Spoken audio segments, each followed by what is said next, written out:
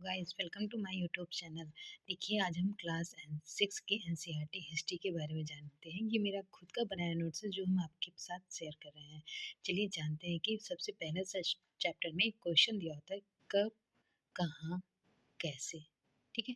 अतीत के बारे में हम लोगों की दिनचर्या को जान सकते हैं, जैसे लोग क्या खाते थे, कहाँ रहते थे, कैसे कपड़े पहनते थे, किस तरह के घरों में रहते थे।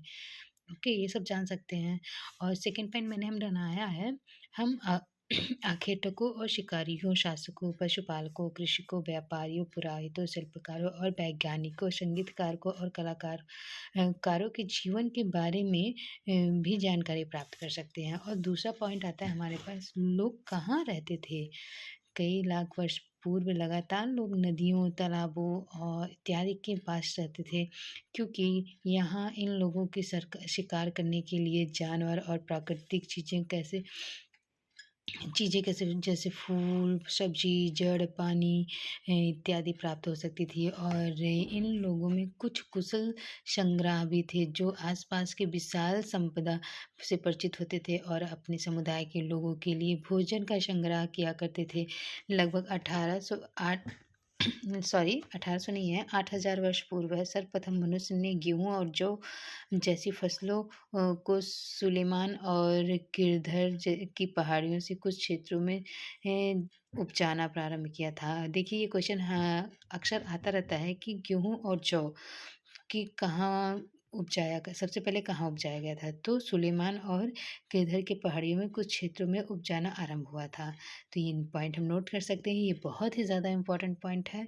देखिए, आप सकते थे। और उन्हें जैसे गैस उन्होंने गाय, बैल, भेड़, बकरी, कुत्ता, जानवर को भी पालतू बनाना शुरू कर दिया था और ये लोग गांव में रहते थे।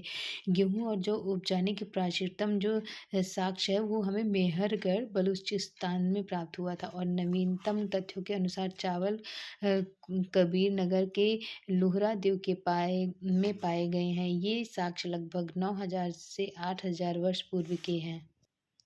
गारो तथा मध्य भारत की विंध्य पहाड़ी क्षेत्र अन्य कुछ ऐसे क्षेत्र हैं जहां कृषि का विकास हुआ है। लगभग 4700 वर्ष पूर्व सिंधु और उसकी सहायक नदी के किनारे आरंभिक नगरों का विकास हुआ है। इन्हीं नगरों में विकसित सभ्यता सिंधु सभ्यता के नाम से भी जानी गई है। लगभग 2500 वर्ष पूर्व गंगा व इसकी सहायक नदियों के किनारे नगरों का विकास हुआ था, यानी सिंधु नदी के किनारे सभ्यता पहले विकसित हुई थी। गंगा के दक्षिणी में इन नदियों के आसपास का क्षेत्र प्राचीन काल से मगध वर्तमान बिहार में है, जैसा कि वो तो सब जानते हैं, नाम से जाना जाता है।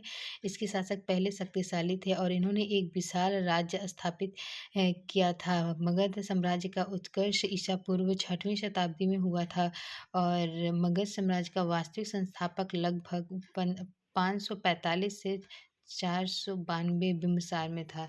और देश का नाम हम जान सकते हैं, देश का नाम कैसे भारत पड़ा।